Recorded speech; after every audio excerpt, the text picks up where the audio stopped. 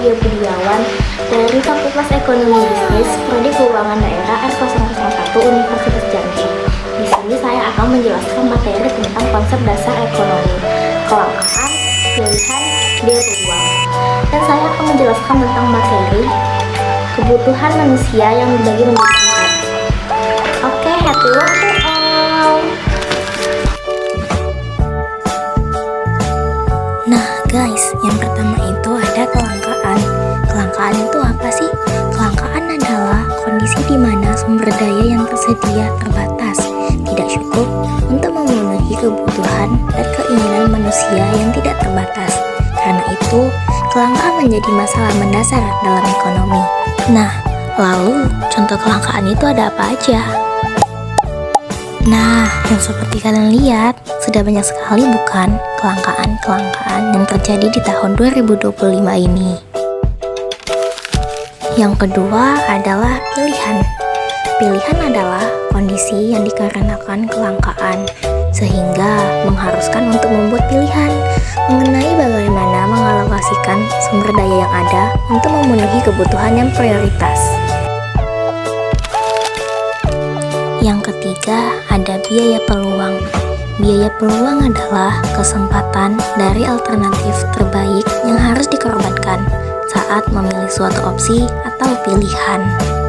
Contoh biaya peluang seperti aku ingin membeli kompor gas, tetapi aku juga ingin membeli kompor listrik.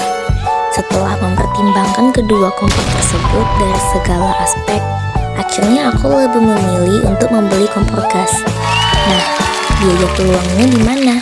Biaya peluangnya adalah saat aku memilih kompor gas, lalu mengorbankan pilihan membeli kompor listrik, sehingga aku tidak bisa merasakan bagaimana rasanya menggunakan kompor listrik.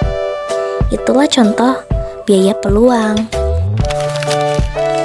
Oke, selanjutnya kebutuhan manusia.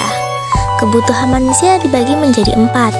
Yang pertama, berdasarkan intensitasnya. Kedua, berdasarkan sifatnya. Ketiga, berdasarkan waktu pemenuhannya. Dan yang keempat, berdasarkan subjeknya. Yang pertama kali kita bahas adalah berdasarkan intensitasnya. Pertama, ada primer. Biasa sering disebut SPP, sandang, pangan, papan. Primer itu kebutuhan dasar manusia yang wajib dipenuhi untuk kelangsungan hidup. Contohnya pakaian, makan, minum, dan tempat tinggal. Kedua, ada sekunder. Sekunder itu kebutuhan pelengkap untuk meningkatkan kualitas hidup setelah kebutuhan primer. Contohnya, perabotan rumah tangga, alat elektronik, internet, dan lain-lain. Ketiga, ada tersier. Adalah barang mewah yang dapat dipenuhi setelah kebutuhan primer dan sekunder terpenuhi. Bersifat opsional, tidak mendesak, biasanya ditujukan untuk kesenangan.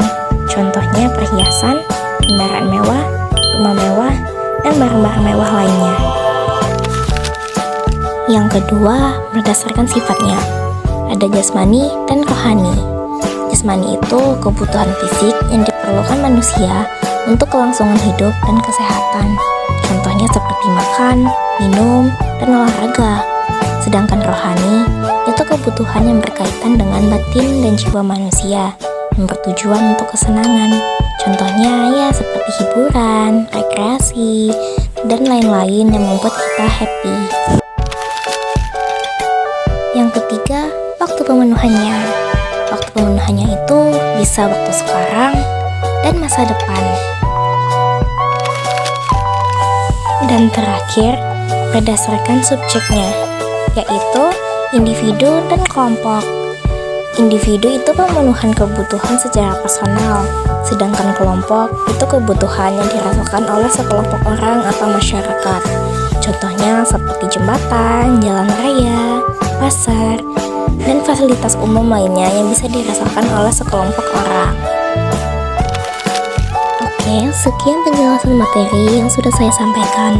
Mohon maaf jika ada kesalahan kata atau penyampaian kata yang kurang jelas.